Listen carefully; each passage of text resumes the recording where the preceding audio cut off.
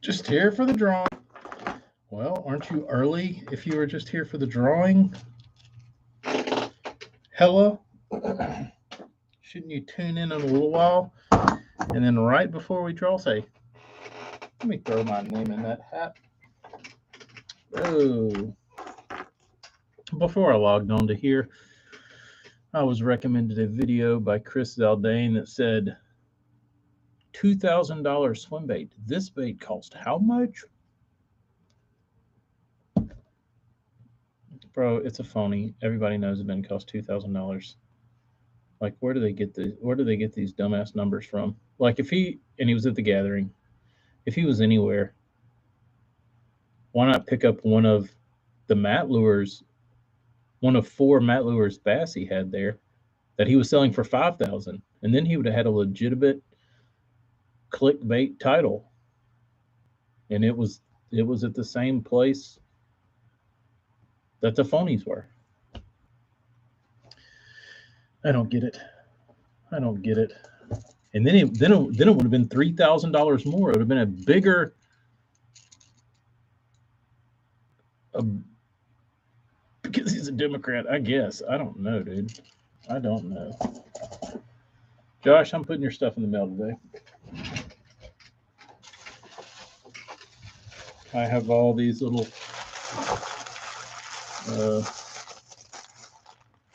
baits I need to ship you. Because a guy in the video said they will go on Waffles and resell for that. No, they won't. I don't think the phonies command that. Maybe I'm out of touch, but I don't think I am. But I got sent these baits, and I'm guessing, I don't know who this guy is that painted these, but I think he's the guy that he sells on eBay a lot. It's like Uncle Joe's or something, but he paints lots of DT6s. I think he repainted this guy's baits. But I will say it was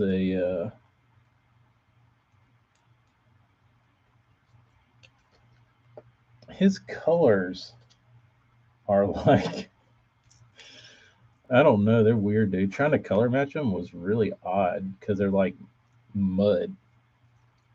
Like they don't, like they're not green and they're not brown and they're just kind of mud.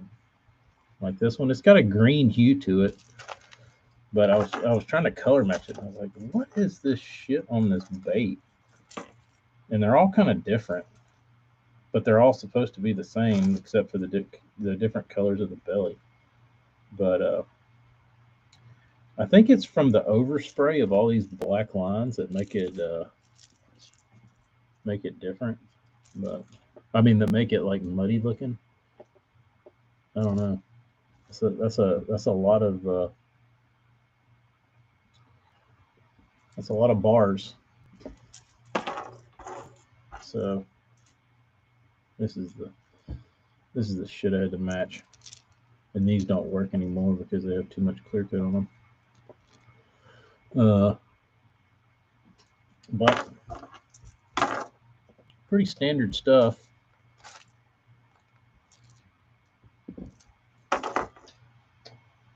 But I think mine look better. I even gave him fancy little Megabass eyes. I tried to muddy it up as much as I could. It looks a lot greener in person, but it's pretty dark. I tried to muddy him up best I could.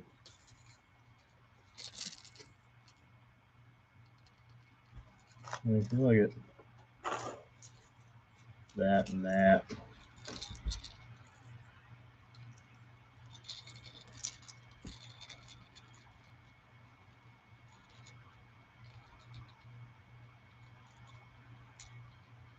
Got some gold in it. I tried to put the gold in it. That's not even gold. That's just like where the paint didn't make it to the front of the bait. But these should do the same thing, hopefully. except they look much cleaner. Much cleaner.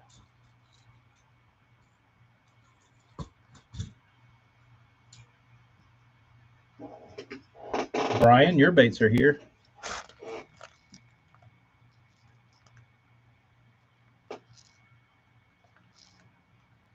I will say matching pink and red was not easy. The first time I did it, I was like, ugh. Ugh. Like I had an idea and I was like, okay, I'll try this. And now it was hideous. It's like no wonder I don't spray red and pink. And you would think they would kind of go together. But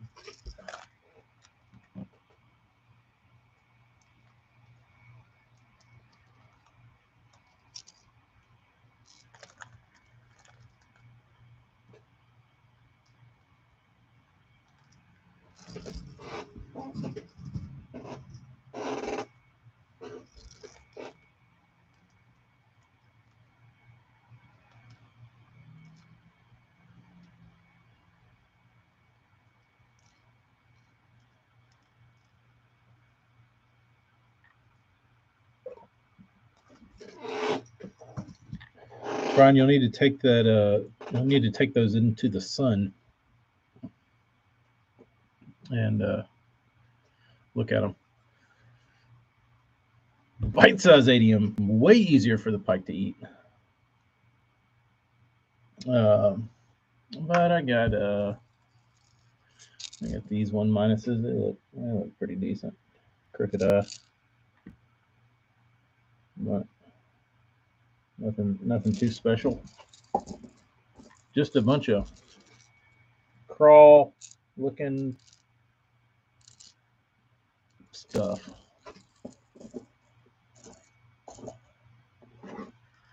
So get those in the mail today. I did try and good question, Jeremy.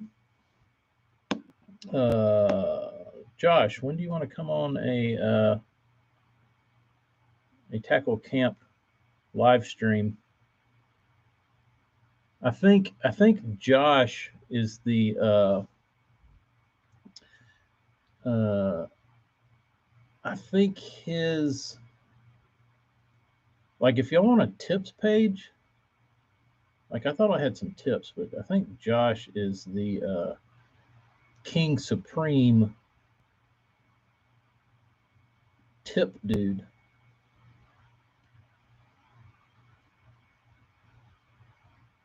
For sure. I think I could just say, Josh, flood us with tips, like tackle hacks. Dude knows them. Dude knows them.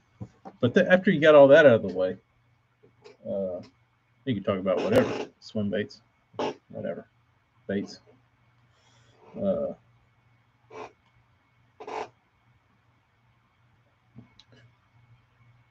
Whenever. I usually do it on Thursday nights.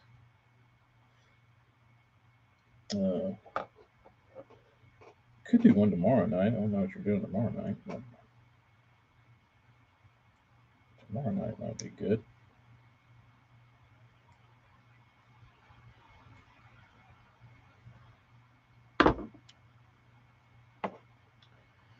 But I did I had a old Balsa Bee that was in pretty bad shape. Tail had been burned down a few trees, and I did a little sanding on it, cleaned it up, smothered it in clear coat. It should be ready to go get destroyed. The only thing I got to do, which doesn't matter, is I got to polish out the bill because I sanded it smooth. But like I said, besides that, it'll be a nice little specimen because I like to buy the junkers.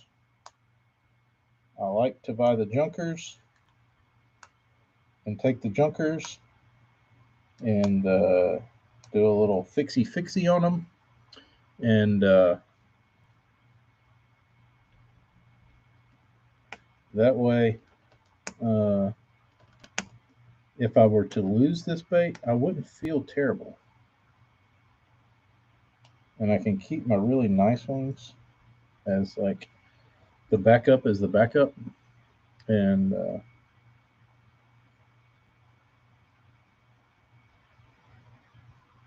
I lose the losers. I try not to lose them, but if by chance I do, that's what's going on.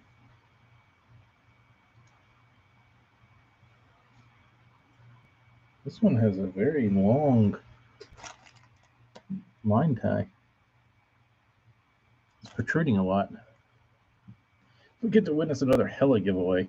Hella can't win because he's already won. We have decided that you can only win one. So I need to go back and look and see who's won the last three and keep a record. Friday Live. Oh, but here's the fun part about using lacquer paint. So it was so humid yesterday. It was like an armpit. And I'm talking insane humidity. Like if there could be 200% humidity, like I felt like I was painting underwater. It was so humid. So I was painting, maybe I was painting this bait. Actually, there was 3 of them, and they were this color. And I took them out there, put my retarder in my paint, and I sprayed them, and I was like, all right, y'all are done. And I walked in here, and when I went from outside humidity and heat to inside cool, the whole bait blushed and turned powdered white. I was like, what is going on? Well, it was still gassing off, and the paint hadn't dried yet. So I was like, all right, I'll go spray another little mist over the top of this to get rid of this blush. And I'll bring it back in. So I did it a second time. Went and gave them a little spritz. Came back in and let them sit for a minute. And I guess I was being impatient, but I walked back inside. 2 out of the 3 blush. Dicks. So I take them back outside. Take the 2. Give them a little spritz. All right. Set my little timer. I'm like, all right, I'm gonna let them sit for like 5 minutes. So I let them sit for 5 minutes. Bring them back in. 1 blushes when I walk inside. I said, all right, I'm gonna let you sit for another 5 minutes, and then I'm gonna spritz you, and then I'm gonna let you sit for another 5 minutes. So 10 minutes just to like spritz this bait, just to bring it inside so it doesn't blush because it's so friggin' humid. But I did end up getting them to not blush, but it was painful because I was over these things. I was ready for them to be done. They were annoying to because all the problem with it is that the colors were all very similar, but they were on like all these different baits that are all the same but different, and it was really hard on my brain to wrap my head around them without screwing them up, and that's what I was worried about. I was like, I really don't want to paint these things the wrong color, so. No burns. Luckily, mine is just mine. I know what it is. Me being impatient and humidity. Brennan's is catastrophic. I don't know what he's got going. He's got something not jiving. He's got something not jiving. So I tried to paint the other day, and the stuff was drying faster than I could get it in the paint cup on the airbrush. I don't hate those days. I can usually deal with dryness. It's the humid that's obnoxious. Because everything just wants to stay sticky. We need to paint the specialized balsa baits. Which ones are those?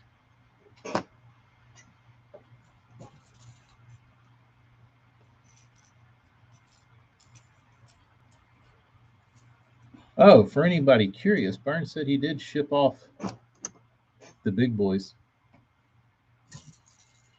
So if you're listening, Darius, he's probably fishing. The big Burnsies are en route, supposedly.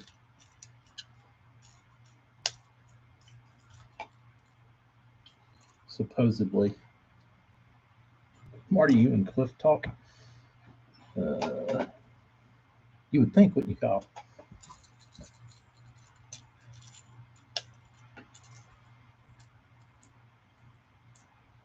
Dude, I can't wait. If Burnsy can get this this other little top water dialed in,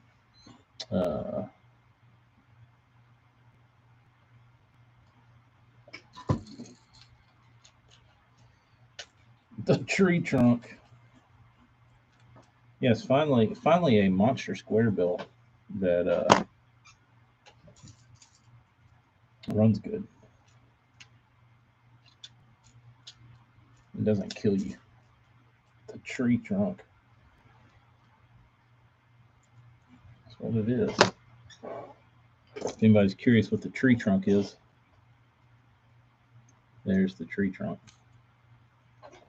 So here's a Balsa B2 for comparison.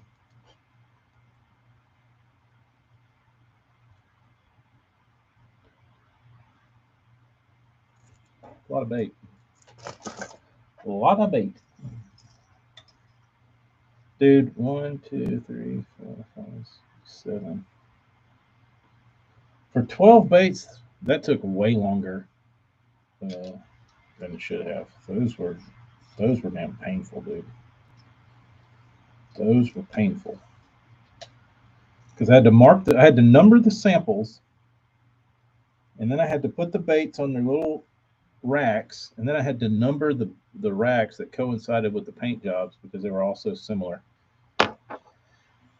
Those were tough. Just for 12 baits.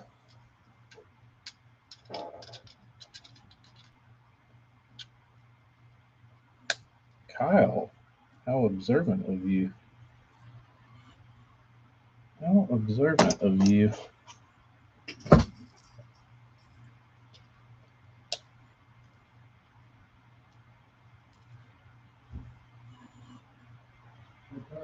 What? Hold on, let me get off this live. I need some glue? What kind of glue? Huh? Like super glue? Oh. Super glue.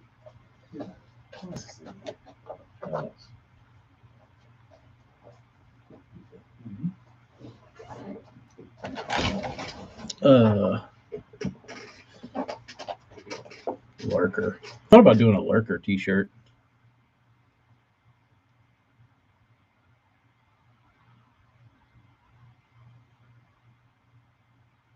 Hey, John Pryor's here. I think a lurker would be good. Dude, I think this thing is gonna crush.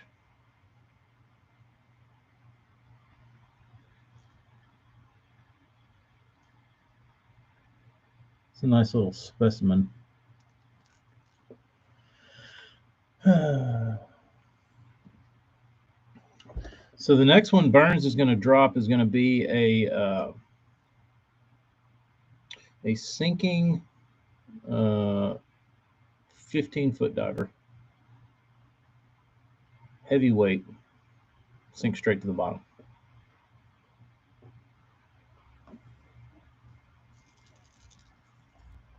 If anybody's curious.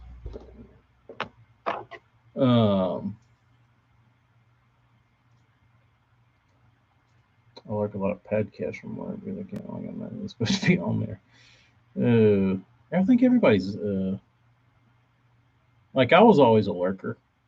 I mean, I really don't comment hardly ever. Like occasionally, I've commented like on BTLs, pretty rare, but occasionally if I feel triggered, I will comment on BTL. But it's very rare, and I usually don't watch BTL anymore live hardly. Sad to say, I caught most of the ones in the Jeffries era live, but Panger I haven't caught live too much. Uh,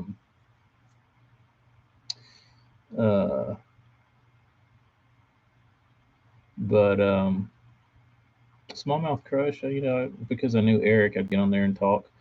But talking about like the bill length burns. Yes, you could in fact sink it to eternity. Uh, um, Amy just makes TK makes Amy comment on my streams. Yeah, pretty much. I'm just sitting there staring off into oblivion. I'll get on Hellas and talk a little bit. Smallmouth Crush. That's about it. Anything else I watch, I definitely lurk. But my forum days were certainly 100% quality lurking. Zero contribution, 100% lurk. Lurker.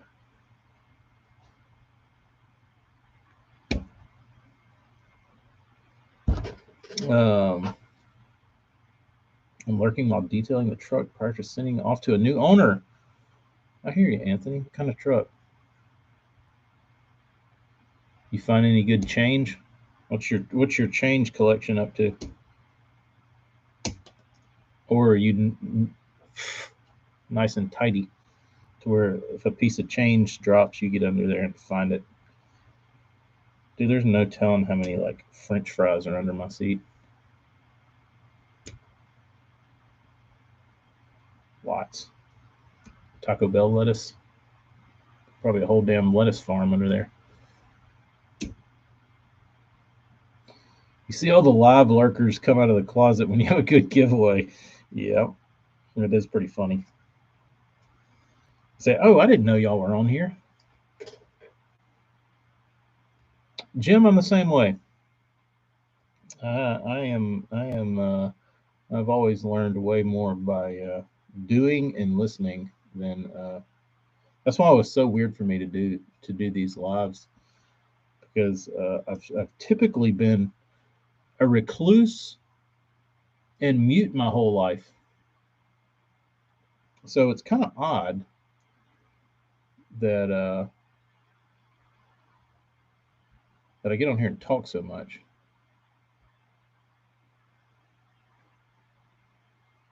Very odd, but it's like it's my fishing and other bullshit outlet. Because when you get 40 and everybody has kids, all your friends disappear. Burns does have a floating lipless. It is my safe space. But what else we got going on? Gonna give Hella his freebie along with his other freebies.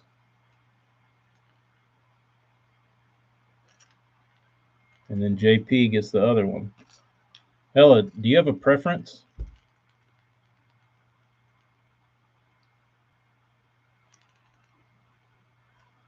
Big or teeny?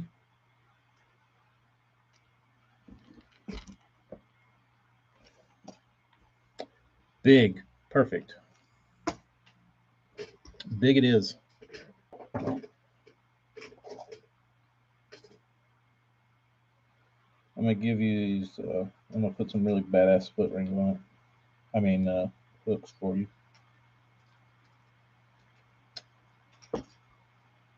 Cream of the crop.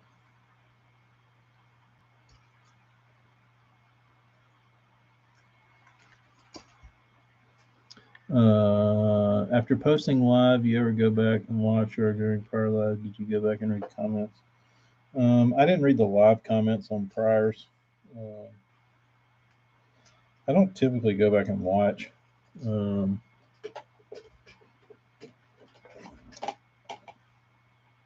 But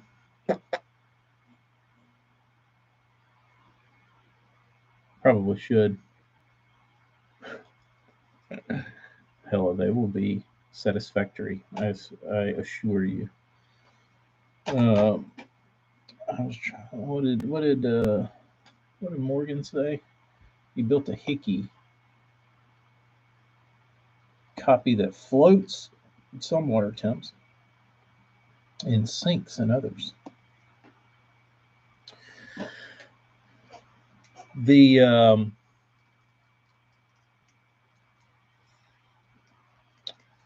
Tato balsa bait is a suspending, almost slow sinking balsa bait, I believe, by design.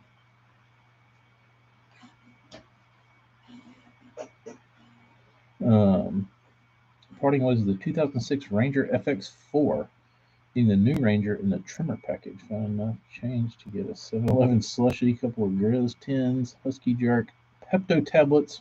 That's pretty good collection. Oh, let me find some good hella hooks.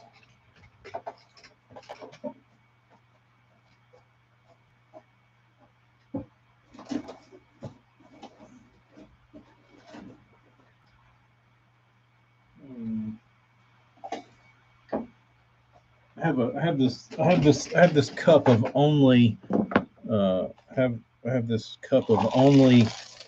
JDM hooks.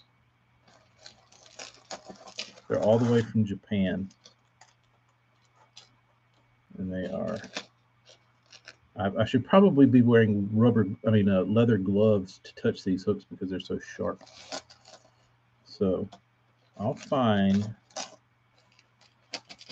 the perfect hooks just for hella, so you won't have to change them out, because there won't be a better hook.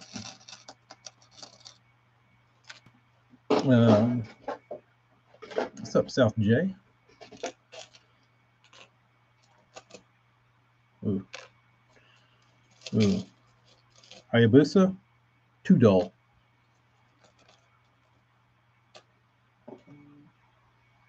Kamakura, Ichikawa, too dull.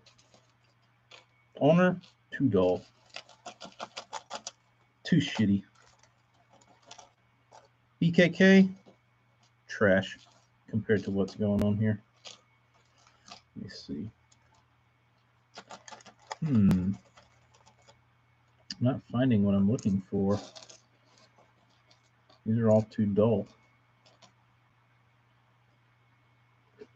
I broke down and put a live scope on my boat. Well, let us know how it goes. I'm going through all the contradictory setup videos. I'm sure there's plenty of misinformation out on that. I will tell you, dudes, I watched a video last night, and it got me interested.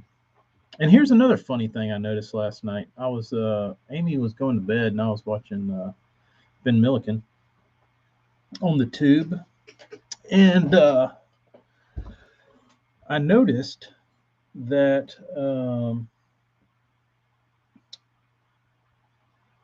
I have scrolled by his recaps of Eufaula and Toledo Bend, where he came in 5th and won. Those didn't interest me. But when he came in like 80th at Bugs Island, that one interested me.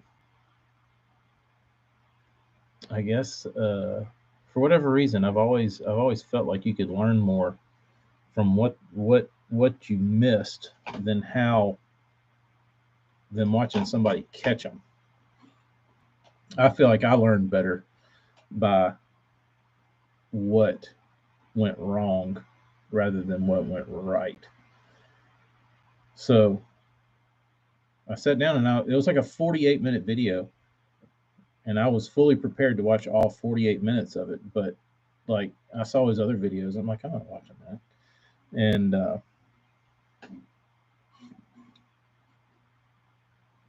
so I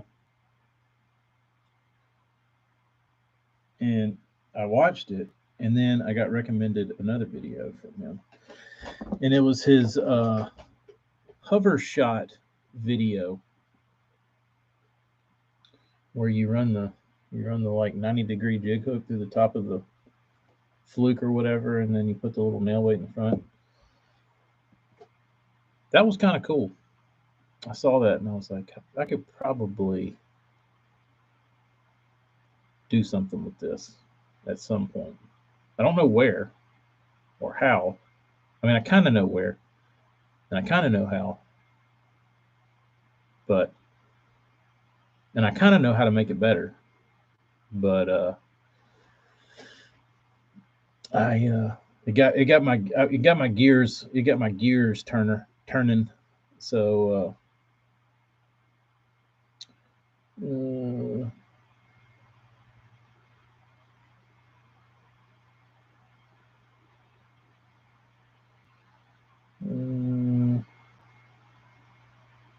Frank Martin, the 34 transducer is so slick. I don't know. Y'all are talking. Y'all are. I'm not in this conversation. I don't. I can't add anything to Transducer Talk. Transducer Talk Live.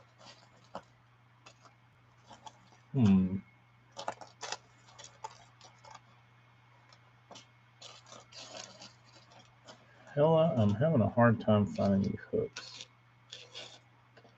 Maybe. I don't know. Maybe this one will work. This isn't the hooks I was looking for, though. We'll see. Schoolmaster's been hover shotting a little bit this year. What Schoolmaster? What is your soft plastic of choice for that?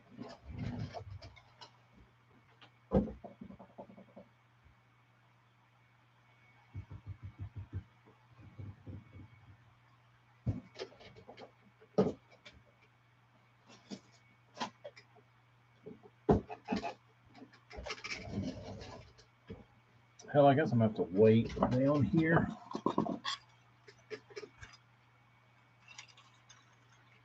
Down here.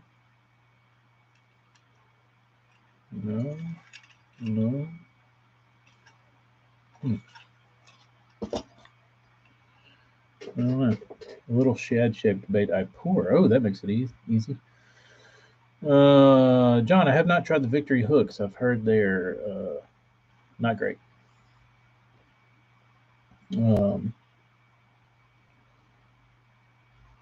Piddle with hover strolling, but mostly need to get deeper faster.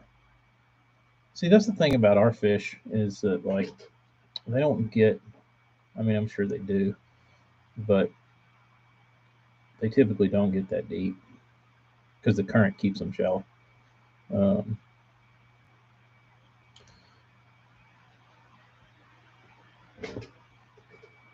So I don't really have to worry about deepness.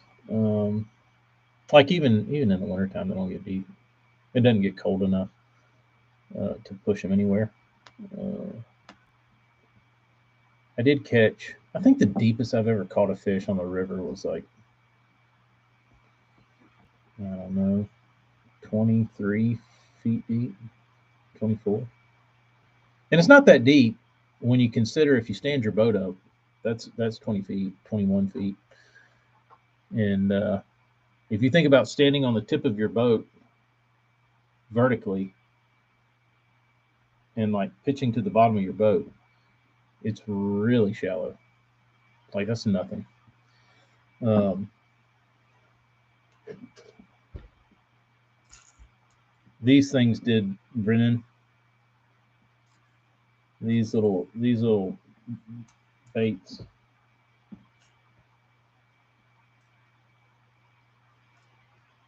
They were all color matches. What's the deepest you've ever caught one? Probably in the 20-foot range. No, browns were easy. I won't say they were easy, but they were the red and pink combination were not easy. But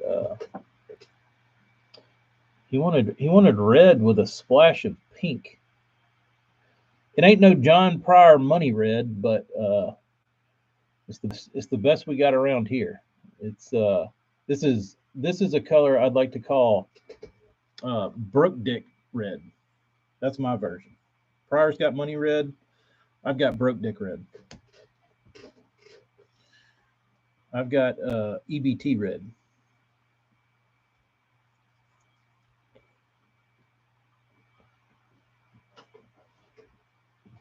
Or whatever you want to call it.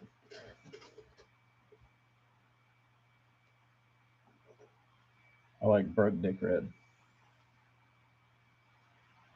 EBT red's pretty good though. Dog Not Blue. I don't have any. I guess that'd be that one. When I was painting this, like, this is 100% a goby. Not the color, but like the bait is like the gobiest looking thing I think I've ever seen. And then he wanted this little bone thing, this combination of a bunch of different whites with a splash of yellow. So it's like a bone koi looking thing. I don't know.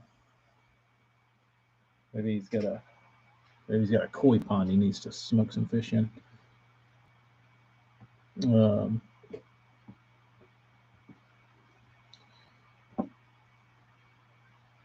Caught a few smallies from 18 to 20 foot on a jig. What's the distance any of you other dudes have caught a fish? The more I've caught a few in 35 to 40. Wow, that's real deep.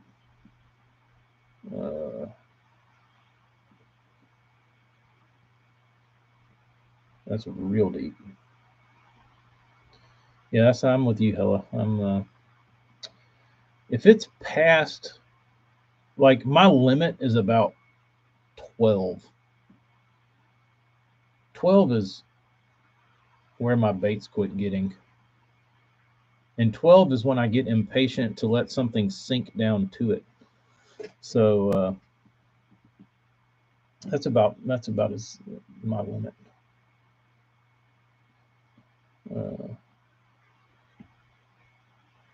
72. Wow. What's the visibility in 70? What kind of visibility does it take to catch a fish in 72 feet deep water? Like, is that like 20-foot visibility?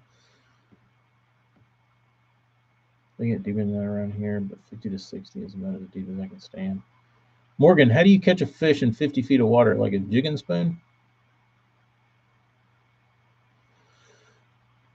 Caught smallies close to 30 feet. Mostly search for bass of 10 or less. Yeah, I'm with you, Hella.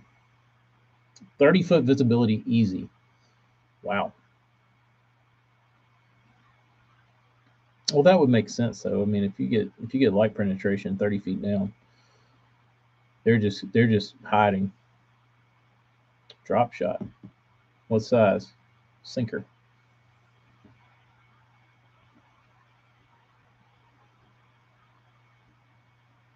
Y'all would probably laugh at me. I'd have to pull out the old. I'd show up and drop shot with y'all in 50 feet of water and pull out a fucking pyramid sinker. They're like, what is that shit? Oh, pyramid sinker? Pryor knows what I'm talking about.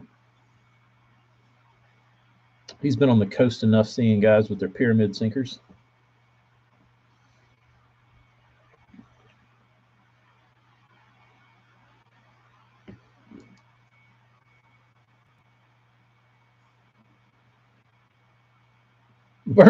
Burns prefers to be able to walk across the water and not get his giblets wet. That's Burns's maximum depth. He needs to be able to wade through it. Hmm. Hmm.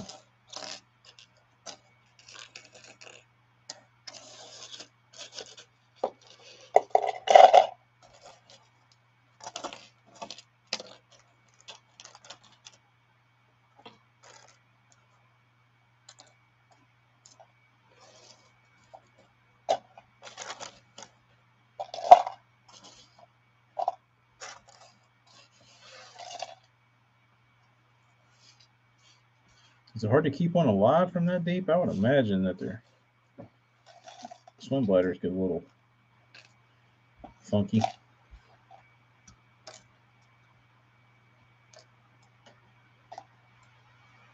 Okay.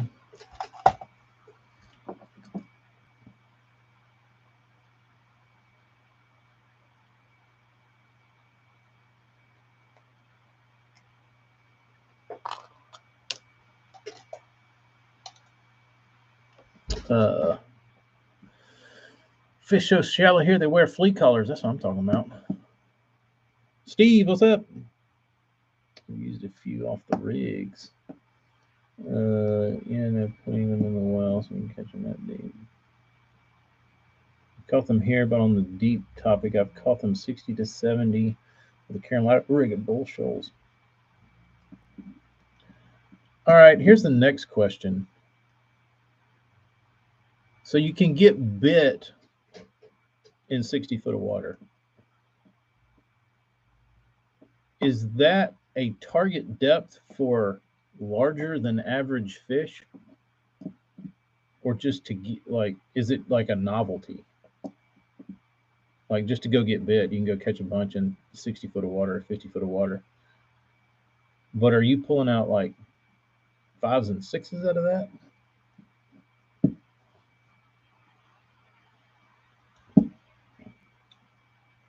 Going to Cartabel for snapper opener. That'll be fun. Save me the throats. Save me the throats, John. When you pass through wherever you're going, I'll come snag them up.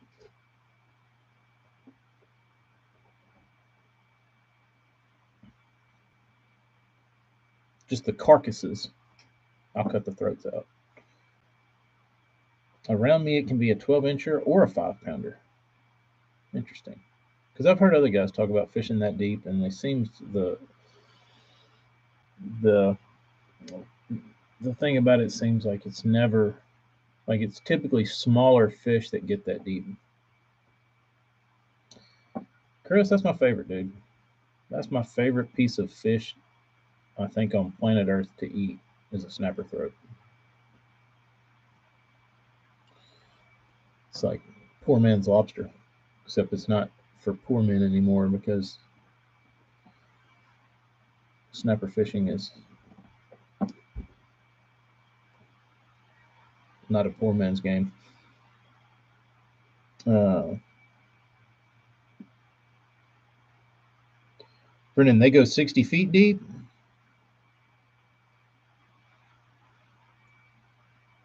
Rigging here is fun. One weekend you're plucking fish 50 to 60 feet deep in clear water, and then you got to go strip everything to rig for the next weekend to fish somewhere they never get deeper than 4 foot of mud. Morgan, that's what I used to do back in the day when I fished a bunch of tournaments. I would leave both of my side lockers open, and I would have my like backwater shallow rods on the left side, and then I would have my river rods on the other side. Because if you didn't, like you would literally spend nothing but time like stripping everything off and like And you fish both, like all pretty much all year. Like there's times where you need like where you can use like a flipping stick with like a 1.5 ouncer and throw a spinner bait and a buzz bait, and then like you need to go out to the river and you need to throw a damn Carolina rig and a jigging spoon in the same day. So it's I always had to keep 2 sets of poles, rods and reels. Um, in my opinion, the true dinks, the 6 to 8 inchers, stay shallow so they don't get eaten. Yeah. Snapper fishing is not for the poors. No. No, it's not. Unless you live somewhere where you can run offshore in like a dinghy real quick. Like I know there's certain places like over in like where were we? Destin? Pensacola? Somewhere? Like there was rigs that were like real close and it got deep real fast and you could run out there in a bass boat if it was slick and snapper fish. But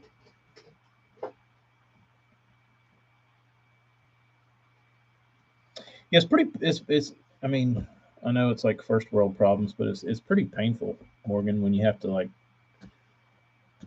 deal with that kind of changing water like in the same day. Uh, but it's fun though. I'm poor, but I got a rich friend. That helps. Red snapper is very tasty. It is very, very, very, very tasty. John, somebody sent in some of your old repaints, man. Check these things out. Splendid job. I'm just kidding. I'm just kidding.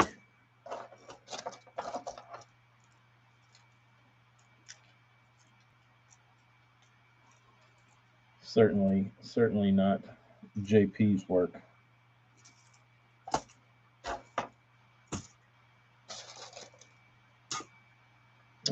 The homeless people in Florida fish for those mangrove snapper all the time. Those are good.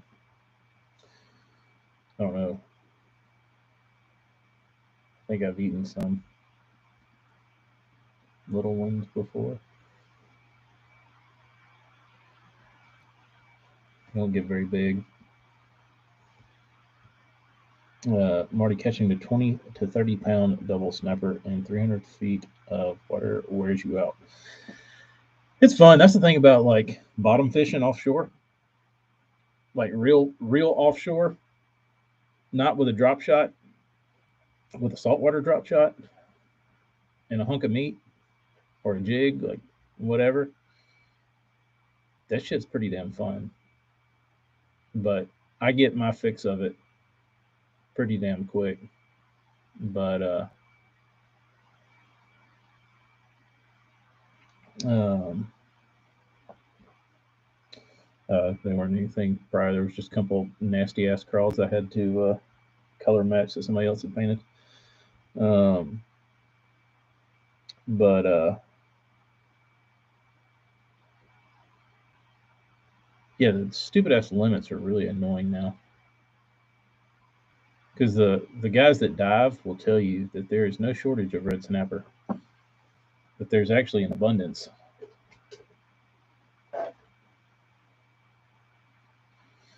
I've never hung into actually. I don't know what I hooked one day, but it probably wasn't. It was probably a shark or something.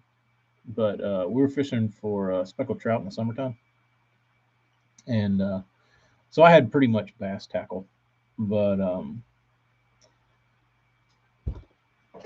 I was fishing with a shrimp, kind of near the bottom, and we had it on a big like slip cork, and we were just letting it drift with the tide, and I got hung up, and I was like pulling. I was like, "Damn, I'm hung." I was probably like 15.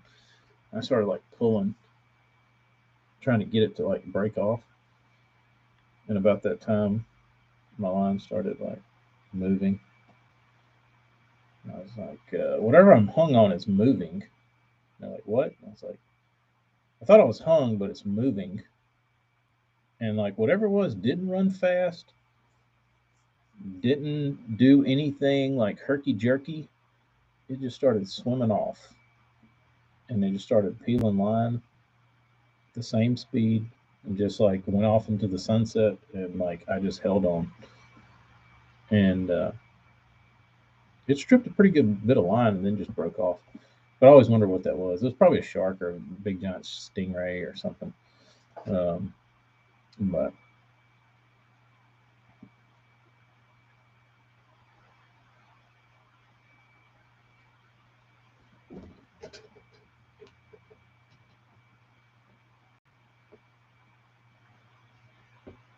the first time I snapper fish and I hooked up, I was playing it like a bass. I felt like a tug and got back. It was set of lips.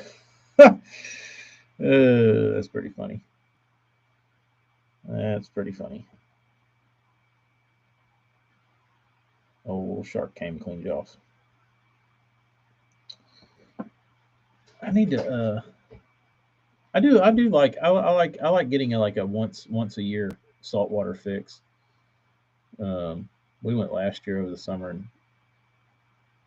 caught some triggerfish and snapper and shit, bottom dwellers. Um, I've never had the itch to catch a tarpon or a snook. That's never that's never been on my list. Uh, I don't know that I have a saltwater fish on my list. Like I really don't want to go out. Like if I could go somewhere and catch like a marlin, I would probably like to have that on the list knocked off. Um, but I don't want to do that really. Like it'd be cool to say you caught a marlin. Like I'd like to have one hooked up and watch him jump around. But John, I'll tell you a funny story about beeliners. My neighbor went on a he went offshore on a buddy's boat, and he came back and he's like, "You want some fish?" I was like, "Yeah." And he's like, "They're filleted. They're ready to eat." I was like, "Sweet." So he opened his cooler and handed me a bag of fillets, and he started digging through all the bags and found me like a special bag and handed it to me. And he was like, "Here you go." It's like, "What is this?" And he's like, or I said, "What are those?" And he said, "Snapper." I said, "What's this?" He said, "Beeliners." I don't care. So I went and cooked them. And and after I ate them, I was like, "What's the limit on beeliners? I wonder." And you keep a bunch. And after tasting them, I'd rather eat a damn beeliner, just like Morgan said. Beeliner tastes awesome, just as good as a snapper, and you can catch way more of them, and they're easier to catch. So the last time we went offshore, uh, I told the guy, we got on there, it was me and my dad and a couple of friends of ours, and he said, "You want to go catch some snapper?" I was like, "Dude, I'll be honest with you. Take me to the beeliner hole." And he was like, "The what?" I said, "Take me to the beeliner hole." And he kind of smiled and he said, "They've actually kind of been hard to catch this year." I was like, "Really?" He's like, "Yeah, they haven't been." He's like, "That's what I do." He's like, "I'll go catch beeliners and I'll like load my freezer up." It's like, "Yeah, that's what I want to do." I was like, I want everybody to catch a limited damn beeliners." He was like, "Typically people don't ask for that." And he's like, "Typically, you know, they're a bycatch, but he's like, they've actually been kind of hard to target." And it's like, "Don't you go smoke up my ass. Take me to the beeliner hole, bro." And but we didn't get into any that day. We got a I think I caught the biggest snapper that day. It was probably 25. It wasn't huge, but it was a good one. Um, I never had tog. They look weird. I don't know that I'd want to touch one. Call me a bitch, but I look at I see pictures of those togs when Mueller posts them. I'm like, ugh, thing looks like a this thing looks like a little alien sea creature.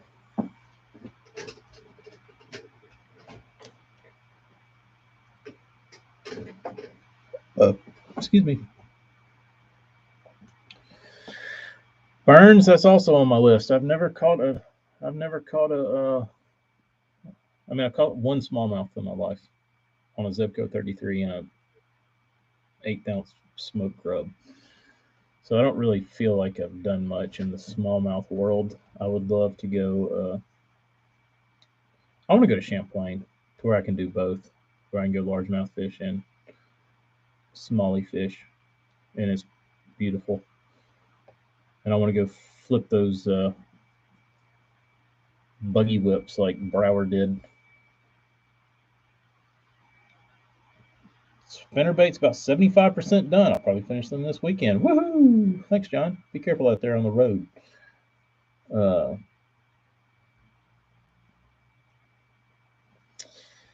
here is a topic for debate. I know there's some guys that say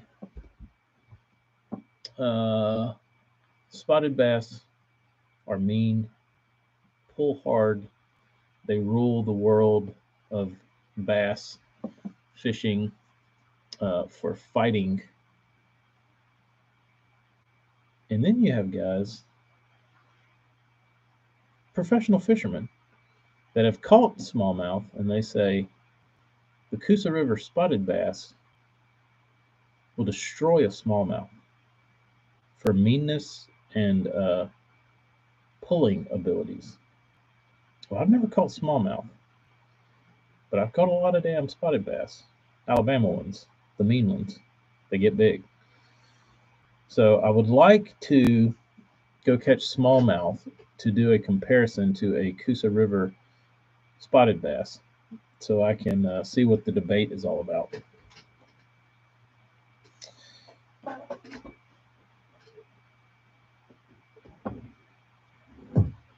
I've been in Florida for 3 years. Literally caught saltwater fishing one time. I don't blame you, Jeremy. 1 month from now, you'd be back up from the lax. Jealous. Jealous. I feel like the Coosa spots have nothing. You don't think a 5-pound spot and a 5-pound smallmouth? You think a 5-pound smallmouth will truck a 5-pound spot?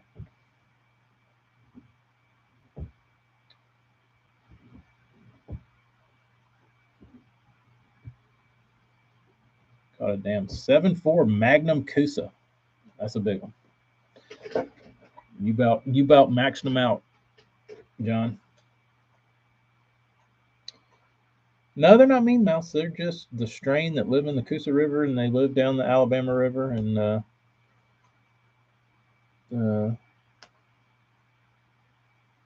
that's about it. I think Smith Lake has Coosa River spots in it. Bullard's Bar out there in California, I heard those were transplanted from Smith Lake, which were Coosa spots.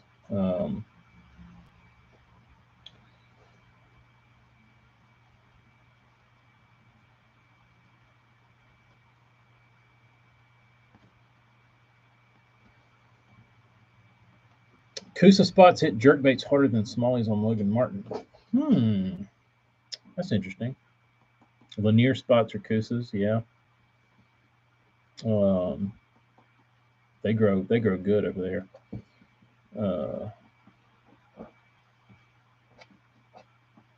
I'm trying to think where else they are. Lanier, Smith, Bullard's Bar.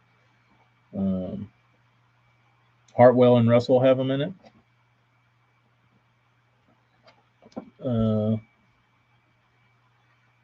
I don't know. Like I said, I've never, and that's the thing about it is I've never like what guys would typically smallmouth fish with, like the rods. Like if you're like drop shotting, like I think smallmouth guys that specifically fish for smallmouth, like deep smallmouth or like smallmouth on the Great Lakes or whatever. I feel like you have a specialized tackle that that I wouldn't typically be throwing down here. So I would like to take the same rod and reel and catch like the same caliber fish. Lay, Logan, Neely, Jordan, yeah, Mitchell, Bankhead, Holt, all the way down the Black Warrior River, Tom Bigby River. Uh, they've got good strains of spots. Yeah, and then it spills out down here. It goes through Miller's Ferry up towards once it leaves out of Jordan, it goes down to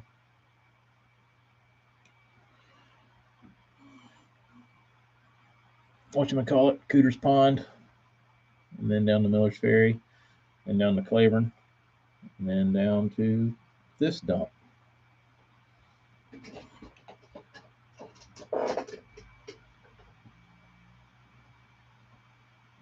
Yeah, I learned that I learned that the hard way. Hella, when I went to Old Hickory, me and Jody decided we were gonna like go try and catch some spots because we heard there were some. I was like, they got spots in here. Let's go catch a spot. And we tied on some stupid shit and went down like this rock wall and ended up catching some, but they were like this big and they were like microscopic. And I told him, I was like, this is not the same fish from back home. He's like, no. I was like, I think these are like the real Kentucky spots. I was like, because these things are puny. And he's like, yeah, we probably shouldn't dick around with these. I was like, probably not. Um,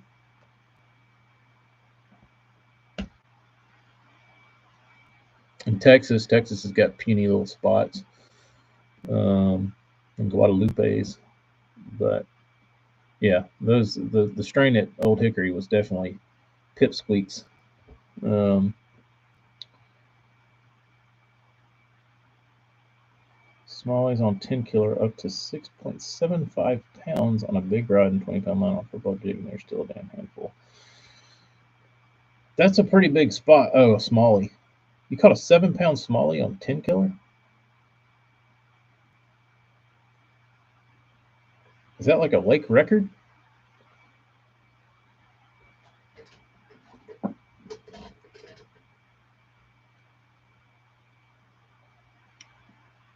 Hell, the biologist at Auburn also said that the the largemouth strain that lives in the delta here, specifically on the lower end, like in the brackish water, is its own strain, like it's some sort of delta Mobile delta strain. And they've tried to introduce Florida strain and other strains here, and they just die. It's weird. Like that only that like native largemouth strain will survive. Uh, they call some up around 8ish. You don't hear much about that. That's pretty interesting. Um, but I've never targeted spots. Typically, I've always uh, I've always fished for spots, kind of the same way I would just fish for largemouth. Um,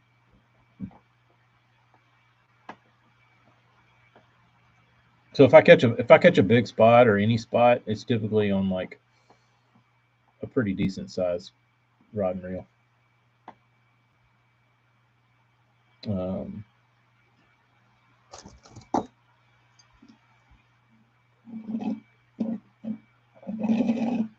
nope, they don't have a long lifespan. They live hard, they die fast, and they don't get big. But I can tell you what, speaking of fish pulling hard, a 3-pounder down here in the salt, largemouth,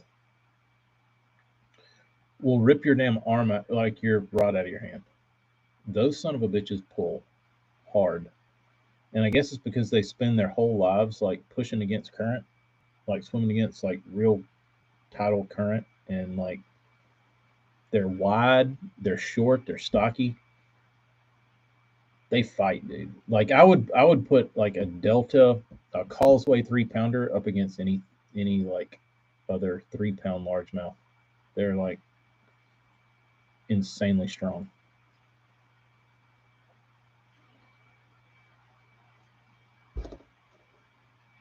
You hook a 3 pounder down here and you're like, damn, I got a damn log. Just a three. Um, South Jersey, nobody would ever notice. If you happen to just fill your tackle box up with F1 fingerlings and knock your tackle box over in the water. Oh, tackle box fell in. Oh, let me get it.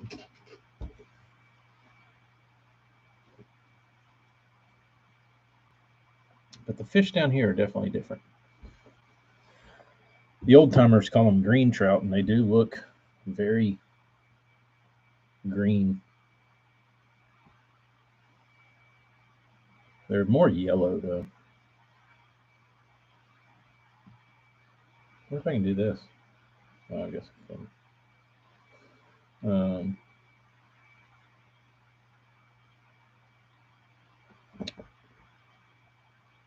I just accidentally dumped 30 F1s. I don't know how far that would get you, but if you put them in like a backwater somewhere, they'd probably get eaten in about an hour. But I don't know. Stocking spots in the Great Lakes. That would be interesting to see what they would do. I don't know how much they'd like that shit. That'd be weird. That would be weird. But I bet they'd get big. They probably wouldn't like the cold so much.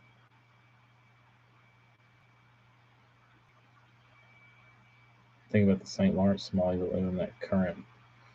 Yeah, I'd like to go snatch one of those. I would like to go snatch one of those and find out for myself. That's the thing. I don't have anything to base them off of with the smallmouth. I'd like to go catch a smallie. But I can tell you, if you ever come to Alabama and you hook like a 3 pound spot and you get him up to the boat and you look at him, don't think you're going to reach down there and grab him because he's not done. That's like the number one move they pull. It's like they'll get close to the boat and you're like, oh, he's done. And then you like start getting like you're gonna get to him. You're gonna go every damn time.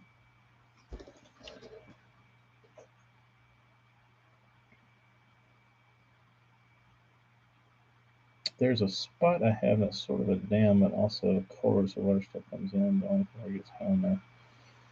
That would be interesting. You could stock your little private pond, and then the water gets up, they can go disperse. Maybe get big enough to not get eaten. Go be eating spots. That would be really interesting. I would be curious as how they would tolerate the cold. Just like if you took a northern smallmouth and dumped them down here in like Smith Lake, how they would tolerate the heat. I guess they'd go to 100 feet and not worry about it.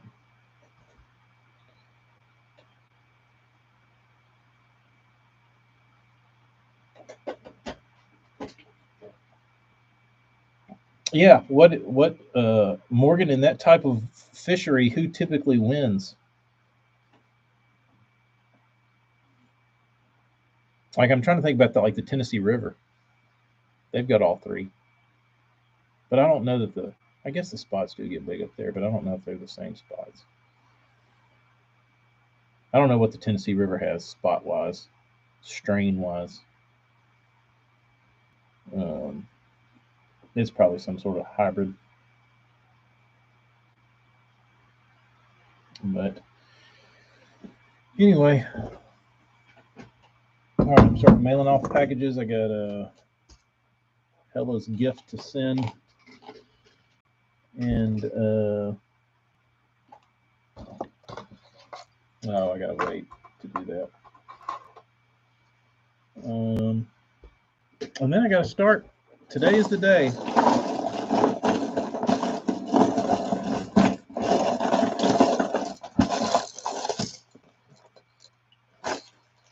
I've been dreading it, but I got to start sanding. 4 pounds of crankbaits. I've got all the eyes popped out. I just got to sand and sand and sand and sand. Bama Bass has the thread fins full in his pond. I wonder how big his fish are now. I forgot about Bama Bass having a pond. That's who I need to call to let the bean go catch some fish. I wonder if his brim are catchable size yet.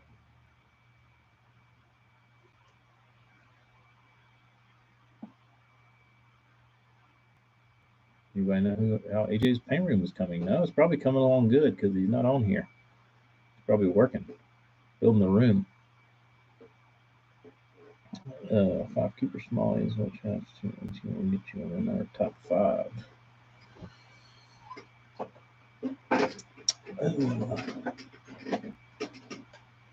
Bama Bass. I need to call Mr. Steven and see, or I guess I just need to get on his YouTube video because that's all he films anymore is his pond and see what his see what his brim size is.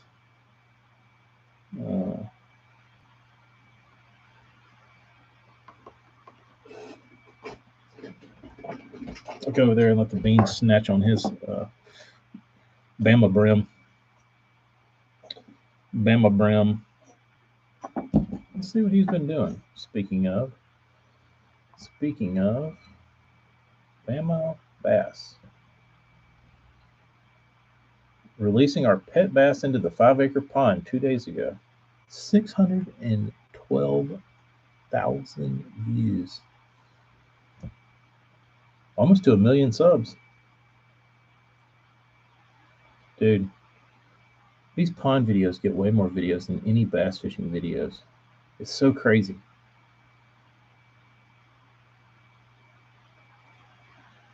Our tiger bass are spawning. Our new pond build is finished. Put prawns in it. Building a new shrimp pond. Bama Bass, I don't give a rat's ass. I just want to come snatch on your brim. Is there any update? Just tell me how big they are, bro. Dude, this is going to be like the Ray Scott pond, but probably better. I mean, it's got everything in the friggin' world to eat.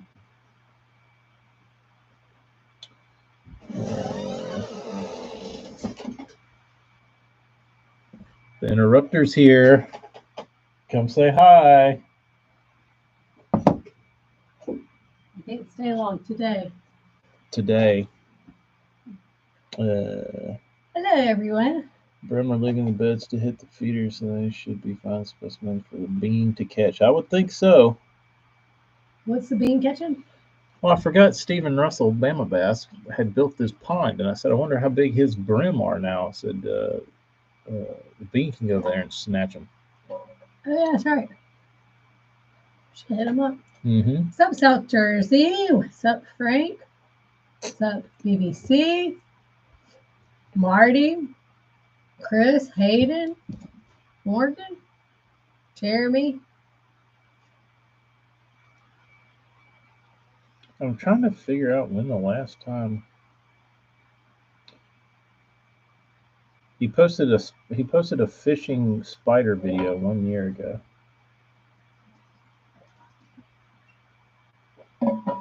But his fishing videos, besides that one got 1.2 million views, but he posted a bluegill swim bait video.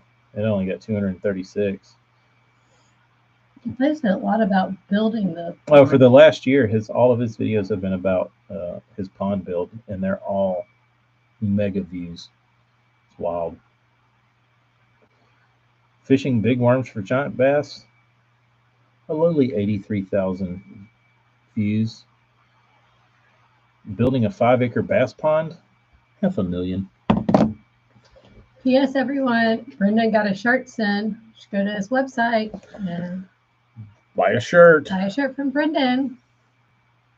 What was I looking up? I want to check a delivery on somebody else's. Let's see. What's up, Hayden? Oh, Morgan. Monday. Yes, he is, Brendan. Yes, he is. What? Making some dough on those videos. And he has a real job. I don't know if he has it anymore, but Well, he used to. he used to. He used to run his bake shop, YouTube, and go to work every day full time. Schoolmaster, what's up?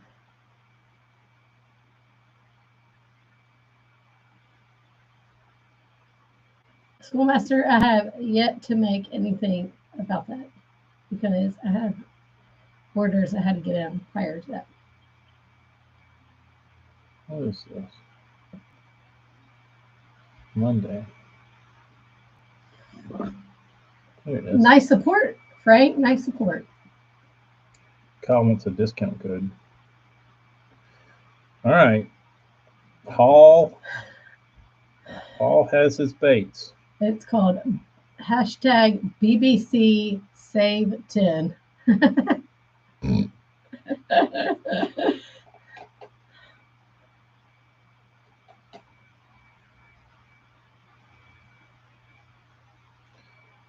Bait should be in your mailbox.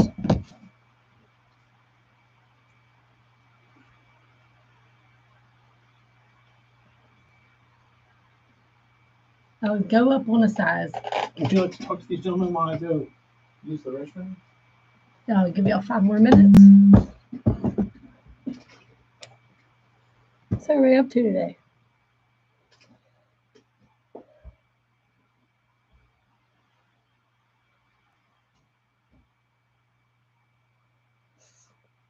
South Jersey, I was just messing around. I don't know if that really is the code, but it could be.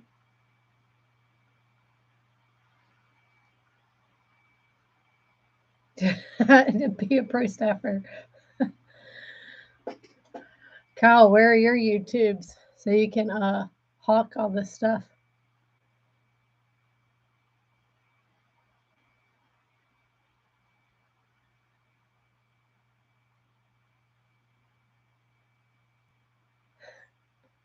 Well, that's a good point, Frank.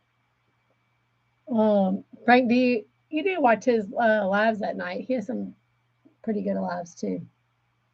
They're usually really late.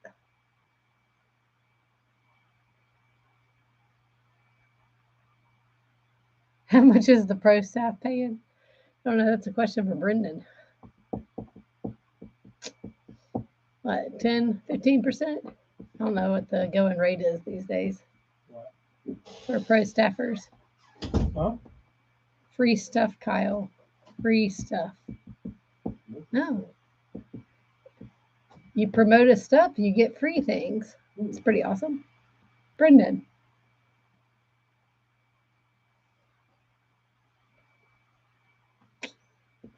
Or it could add more to your bank account.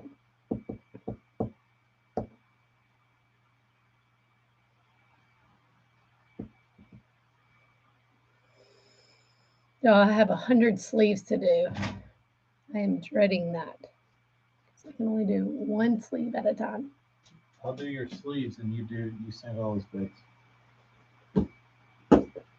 Really? You will do all my sleeves and I sand baits? I would take the sleeves. How many baits is in there? 100 baits? Mm-hmm. No, I'll take the sleeves.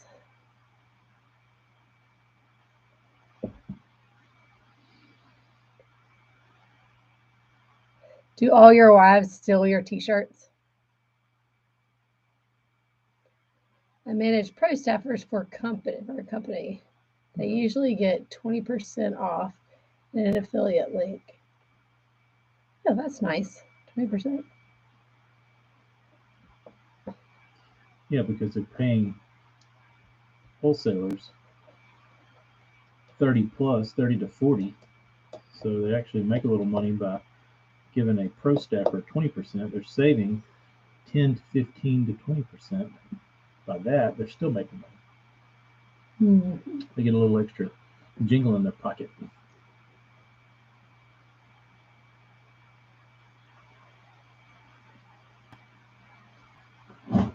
I will bring it Hayden, I don't know that Bama Bass would allow foreign objects if in it's this allowed. pond. I will bring it. Because my luck, we drop our Amy's kayak in there, and it's got some sort of giant salvinia stuck in the damn bottom of it and pollute his pond. Not paying for that. And then we get on YouTube, and Bama Bass says, "I've got to drain my pond Because Tacklecraft. because of Tacklecraft. Tacklecraft ruined my pond." And then there goes 3 all of our million business. views. Hey, you might get some more followers. All about the content, right? Brennan is sad though. I think 1,000 followers like 5 years ago could have moved some decent product. I think it's the person though, but 1,000 follower account is still a decent account 5 years ago. Now it's not shit. Now it doesn't mean anything. 15, 20,000 doesn't mean shit. 100,000 doesn't mean shit. Marty, I'd put it down, but it is soaking wet from sweat. My shirt is also soaking wet from sweat from the warehouse. Why'd you smell me? I'm just curious what that intoxicating aroma was. Probably my beautiful BO.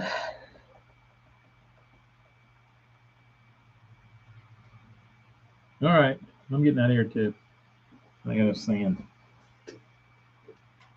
I gotta watch more YouTube videos while I sit here and sand baits, but I can do it much faster when I'm not talking. I've got to go do sleeves.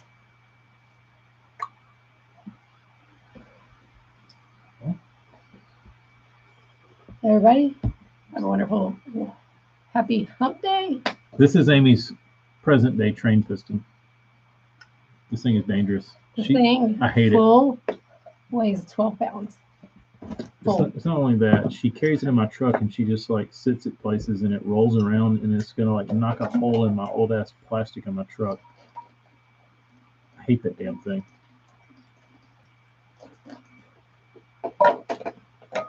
Buy me something better.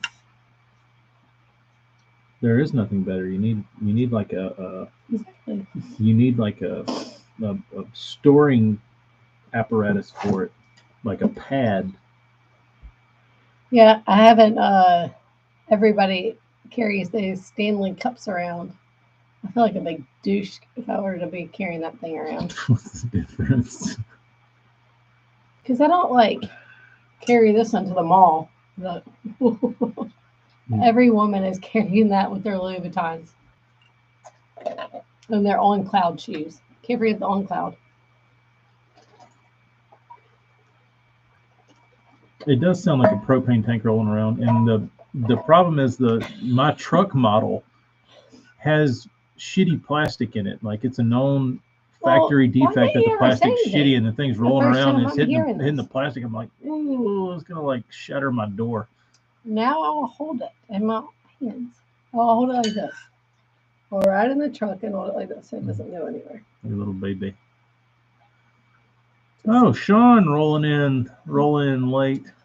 Sean, what's up? Hadn't seen you in these parts lately. Where have you been? Where have you been hiding, Sean? Doing a little bit of fishing up there in Chicago. Carry that to the deer stand. Yeah, and just throw it out the window and hit a deer. Dead. It's Amy's idea of deer hunting. Climb up a tree. When the deer gets under the tree eating her corn, she just drops her water bottle on it. Dong! You saying I need a shoulder strap for this to put on? It's not a bad idea. Just scumming around down the harbor. Trying to catch these smallies. Have you caught any? Here's an idea, ladies. Just get a drink, and when you get home, like the rest of us, no shit, dude. Like, how fucking thirsty are you that you have to You're have like supposed to drink a a gallon of water water. IV on your person 18 hours a day? You're supposed to get in a gallon a day. I try to drink 4 of these. I usually get to 3, and but I used to do really good and get to 4. But so it's hard to do that if you don't have it on you at all times. Have you ever had to fart while in a deer stand with a deer in sight? Probably, most certainly. But I would Fart. just fart. I mean, if you're set up and the wind's right, like you should be, if you're a good hunter, Sean, the wind shouldn't blow into the deer's nose and give him a little. 10 years of knowing this guy, he alert. has never farted in front of me. I think it's gross. Ever. I don't like people farting in front of me. So those, I think it's vile. Who would be not okay with good. that? But sometimes This I guy, can't. how weird is this guy? He doesn't fart in front of like He has people's never. faces. No, it's gross. Like, do you want to smell people's shit air? No. No. Well, Only the bean. only the bean. I don't mind the bean and the Or pepe. mouthy. Yeah, when they fart, it's cute. Even no matter how bad it stinks.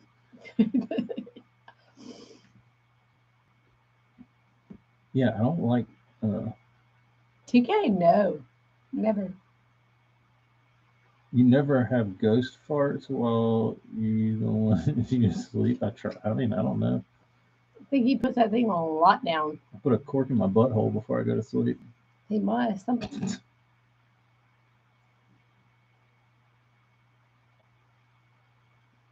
can't smell farts when you're burning skunk. Need ozonics.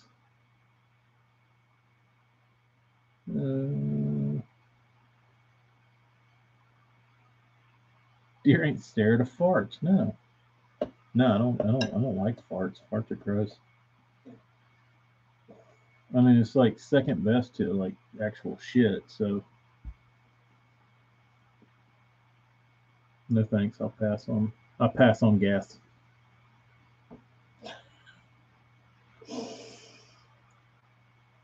I don't know. There's nothing amusing about a fart besides the sound. That's kind of funny. It was funny this morning when the bee woke us up. And she goes, "Morning." I just tooted. Oh yeah, she woke us up. That's our alarm clock.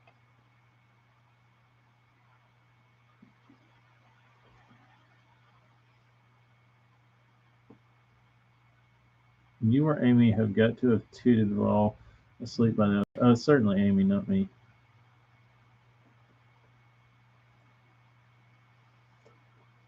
I gotta pass. Plead the fifth. All right. 30 seconds.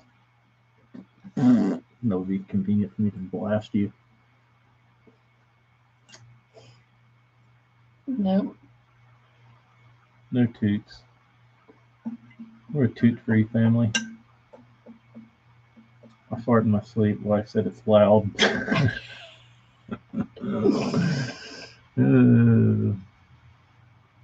Awkward chit chat today. It's not awkward, Brendan. Everybody farts, dude. It's just Yeah.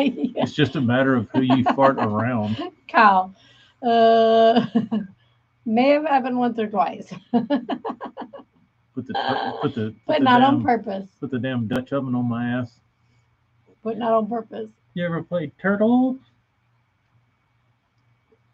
My kid is 9 and he gets super pasta in the thermos. Dirtweed. I don't think there's any such thing as dirtweed anymore. Hayden? Do people still buy that? No, because it doesn't exist. I only know people buy. What's up, Bob? Everybody get out of here. We're just talking about farting. We're talking about toots. And that 30 seconds ended up being 2 minutes. Mm. Mm. Hey, Bob. So, well, everybody has a good day. Go and fart up the world. Happy Hump Day. Happy Hump Day.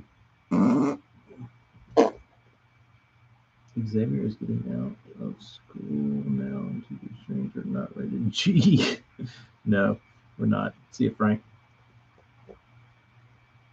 Hot boxer tonight. I can't do it because I don't want to smell it. And I couldn't imagine somebody else smelling it. I don't know when he farts. It would hurt my stomach to even think about that. It hurts my stomach to even think about that. Why? You hold them in all the time. I don't hold them in. But if I have to fart and like I'm sitting beside you, maybe I'll get up and walk to the bathroom or walk outside Well, or walk we've been in on another trips room. where we have been like nonstop with each other the whole time, and still. I mean, I don't think I'm that gassy to begin with, though. Faith First was banned. Sorry, Faith First. All right. All right. I'm procrastinating these sleep. Bye, guys. Oh, it was a long 30 seconds. All right, gentlemen. Good talking to everyone. I tooted. Hey. Yeah. Listen to Daisy Jones in the 6th. You know about her? TK read a fart song. I'll have to see if I can put the old. You know about her? Who? Daisy Jones? No. You know about the 6th? No. You know about the story at all? No. Sounds like losers. It's about rock and roll, drugs and rock and roll. What's her name? Huh? Was she a groupie? No, she's a songwriter. Oh. Singer. Look up a book on groupies. That'd be way better. All right, dudes. We'll see y'all later. Adios. No, she's a